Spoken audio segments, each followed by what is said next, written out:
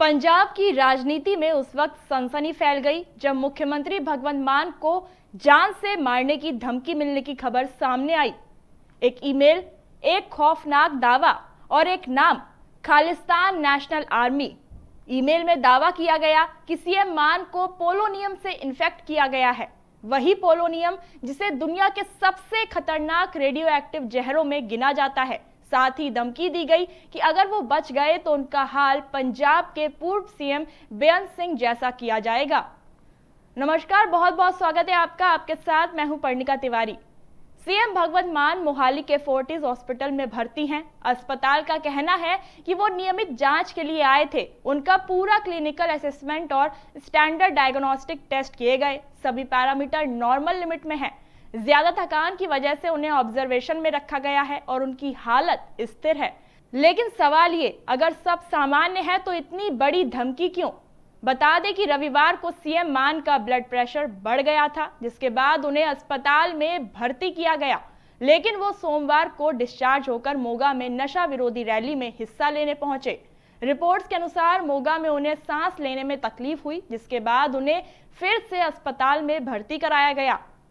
आप सभी के मन में ये सवाल जरूर उठ रहा होगा कि पोलोनियम क्या है। दरअसल ईमेल में जिस पोलोनियम का जिक्र किया गया है वो पोलोनियम 210 है। ये एक दुर्लभ रेडियो एक्टिव तत्व है। ये अल्फा रेडिएशन छोड़ता है। अगर ये शरीर में खाने पीने या सांस के जरिए चला जाए तो आंतरिक अंगों और डीएनए को नुकसान पहुंचा सकता है। इसके शुरुआती लक्षणों में उल्टी, दस्त, कमजोरी और सांस लेने में दिक्कत शामिल हो सकते हैं। इसका कोई एंटीडोट नहीं है, यानी इसका असर खत्म करने की कोई दवा नहीं है।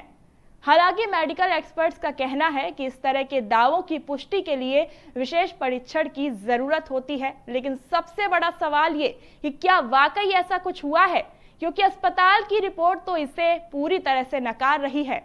अब वापस आते हैं ईमेल पर, तो खालिस्तान नेशनल आर्मी के नाम से भेजे गए इस ईमेल में दावा किया गया है कि सीएम मान को पोलोनियम से संक्रमित किया गया है। साथ ही मोहाली के फोर्टिस अस्पताल में 16 स्कूलों को बम से उड़ाने की धमकी दी गई। मोहाली के एसपी सिटी दिलप्रीत सिंह ने ईमेल की पुष्टि की है। उन्होंने बताया कि मेल में दोपहर 1:11 पर ब्लास्ट का टाइम दिया गया था, लेकिन तय समय पर कुछ नहीं हुआ। सुबह 7:30 पर जैसे ही मेल मिला, अस्पताल और स्कूलों की सघन जांच शुरू कर दी गई। शुरुआती जांच में कुछ भी संदिग्ध नहीं मिला, फिर भी एहतियातन सुरक्षा बढ़ा दी गई है। ऐसा पहली बार नहीं है, बल्कि 11 फरवरी को भी किसी संगठन ने दावा किया गया था कि 13 फरवरी को मानव बम के जरिए हमला किया जाएगा। उस समय भी कुछ स्कूलों को धमकी दी गई थी। हर बार जांच हुई, लेकिन कुछ नहीं मिला। अब सवाल उठ रहा है कि क्या ये सिर्फ दहशत फैलाने की कोशिश है या इसके पीछे कोई बड़ा खेल रचा जा रहा है।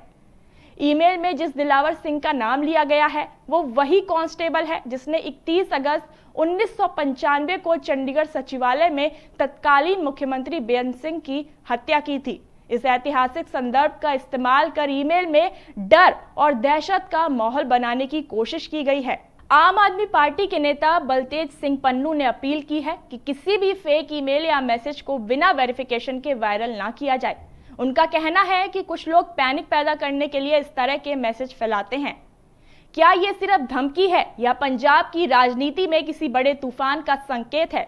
फिलहाल जांच एजेंसियां ईमेल के सोर्स को ट्रेस करने में जुटी हुई हैं।